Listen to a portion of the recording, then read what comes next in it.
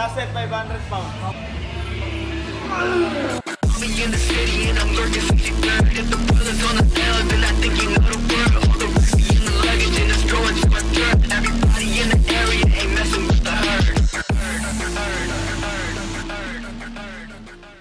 Check. So yun, napansin ko nga na halos lahat ng video na ina-upload ko puro chest day, chest back. So ngayon legs kami. Legs kami ngayon, kagagi ako lang. Feet check. Magle-legs na kami ngayon, pupunta na ako sa gym. Siguro inaantay na ako ng dalawa naman, sabi ko papunta na ako, pero sa totoo lang kababakan ko lang nun. Pupunta na ako sa gym. Leg day tayo ngayon, first time natin iba-vlog yung leg day. Puro upper body binablog ko. Sa totoo lang, di nga dapat akong magle-legs kasi namamagay pa ako. Pupunta na ako sa gym. Nangali na ako, wala pa akong almusal, wala pa akong kahit anong kanain. Baka bumili muna ako sa sa Alphamart. Ito na lang tayo sa gym. Let's go! Bumili muna akong gatas para may lamay ko.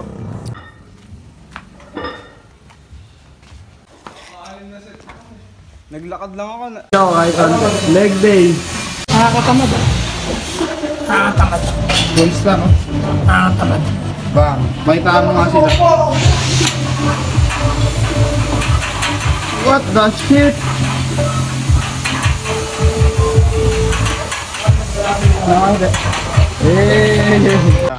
Makikita ka na sa YouTube eh. Pinakasipag-sipag. Legs kami.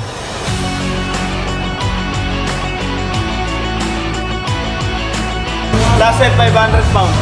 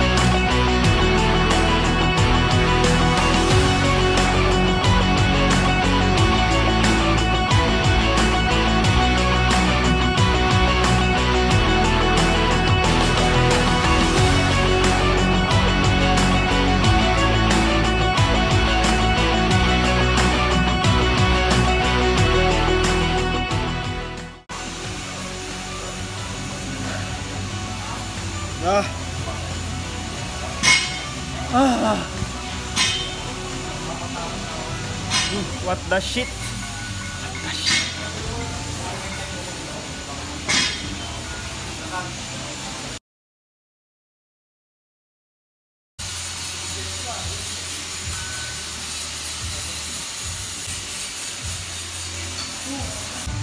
Si ay gagi oh.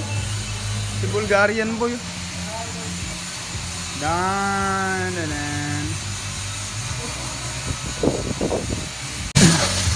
Guys, matamlay day. Legs din oh. Maano ngayon, parang boring siya. Nakaka-boring nga, iba ka ngayon yung ano? May ambience. Tayo mo, medyo kahit tayo tatlo lang dito. Oo, kadami natin ngayon. Oo. Iba ka ngayon boy. Kapaano? Ano nga araw? Ano? Nakakantok. Dali, draw siya, dali. Parang yung pataas, Pag gano'n. Galing siya baba, gaganon yung drone. Lilipad pa na. Gano'n na baba. Take off pala, take off. Padiretso muna pag gano'n na. Game.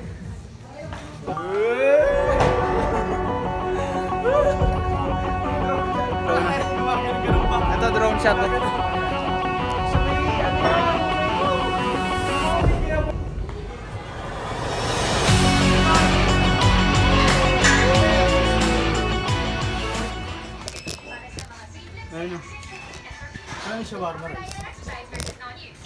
Tanong natin kay ate pag ano.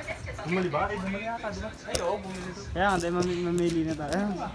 Food trip after intense Leg day na tinatanong. Dito pag galing sa drive, Google Drive ako. May folder ako ng mga nagpapasend ng video. Upload ko lang dyan. Easy download. Copy link lang. Pwede mo i-send yung link. Yun, ang mga files ng video yan. Nasa drive lang. Pero hindi quality no kung sino yung iba. Mga nagpapasend. Meron lang akong file ng ano yun sa drive. Game clips. Diyan ko yung na-upload. Mas maganda ka di ganyan. Tapos papublic mo lang. Gawa ka na lang na ano. Oh, Bakit? sayang isang piraso. Ayan, bago yan. Soy garlic. Wala tayo po.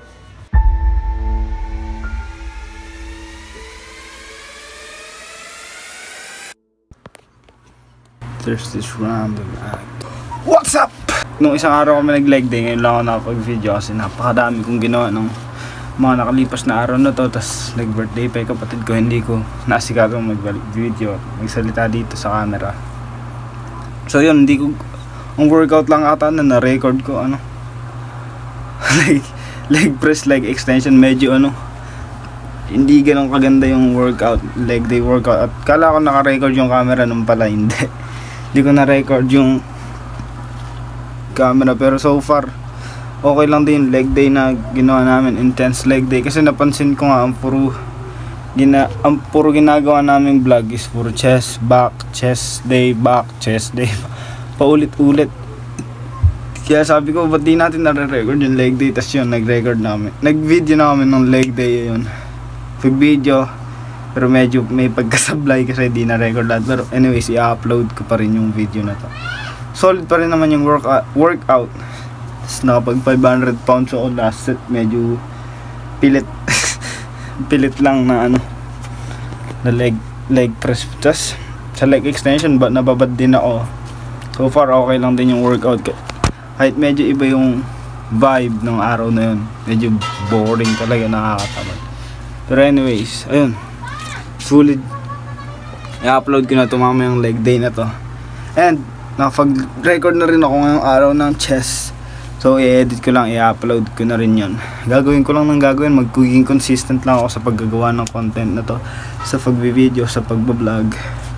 Sa araw-araw game mag-upload ako. Hindi naman araw-araw, pero magbi-video ako araw-araw kasi kailangan ko pang mag-edit, mag-ano. Tapos unti-unti nadadagdagan yung ano, weight ko. Pero sana, pero yun, konting panahon pa, konting oras pa, makakabuild din ako ng audience dito sa channel na to. Sa ganitong type of content, magkakameron din yan. Meron ako isang quote na nakita sa isa sa mga videos ni Alex Eubank. Sinabi niya rito na, if you don't sacrifice for what you want becomes the sacrifice. Ulitin ko, if you don't sacrifice for what you want becomes the sacrifice. Ganoon naman talaga lagi sa ating lahat. Pag may bagay tayo na gustong gawin, kailangan may bagay tayo na isakripisyo para doon. Pwedeng oras, panahon, kailangan talaga ng sacrifices. Sinasabi nga rito sa quote na to na if you don't sacrifice for what you want becomes the sacrifice. Hindi ko hinayaan yung pangarap ko yung maging sakripisyo. Pinili ko pa rin talaga yung pangarap ko. Parang dito sa quote na to sinasabi na piliin mo yung pangarap mo o yung pangarap mo yung magiging sakripisyo. So yung quote na to, sobrang na-hit talaga ako kagaya na to.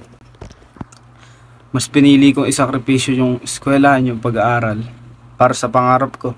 Hindi ko hinayaan maging yung pangarap ko maging sakripisyo dahil papasok ako sa eskwelahan para magkatrabaho, magkaganyan. Pero di naman talaga yun yung gusto ko, diba? Magkakaiba tayo ng gusto sa buhay, magkakaiba tayo ng daan na tatahakan. Hindi porkit lahat ng pinsan ko, lahat ng mga kapatid ko nag-aral, ganoon na rin ako.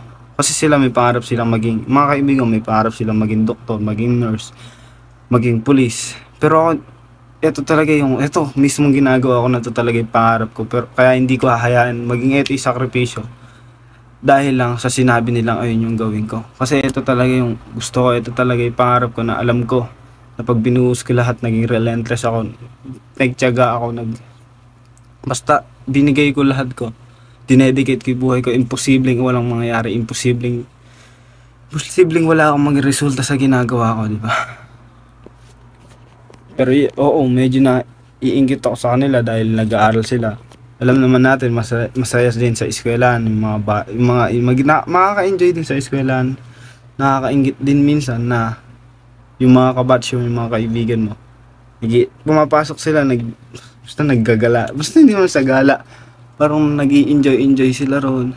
Tapos ikaw, never mo nang ma-experience yung college life kasi nga nag-drop out ako, di ba? Kasi nga hindi ko hinayaan sakripisyo ko yung pangarap ko. Medyo naiinggit din ako sa kanila. Pero kailangan ko isakripisyo yun para sa pangarap ko. Kasi ito talaga yung gusto ng puso ko, ito talaga yung passion ko, ito talaga yung gusto kong gawin. Ito talaga yung nai-enjoy ko sa buhay ko. Parang ito yung purpose ko sa buhay na gusto ko talagang gawin. Na kahit na mahirap, kahit alang nakikita ang resulta, masaya pa rin ako sa ginagawa ko. And ayun talaga yung gusto ko. Kaya kahit gaano kahirap yung hakbang na kailangan kahit gaano kahirap, gaano kalaki yung bagay na kailangan nyo isakripisyo para sa pangarap nyo. Isakripisyo nyo kaysa na yung pangarap nyo yung maging sakripisyo. Diba? Kaya tong quote na to, basta parang binaril pagka na-realize mo talaga yung totoong meaning yung ibig sabihin talaga ng quote na to na sinabi ni Alex Eubank. Ito na yung end ng leg day vlog natin ngayon. Huwag nyo kakalimutan, stay relentless. If you don't sacrifice for what you want becomes the sacrifice.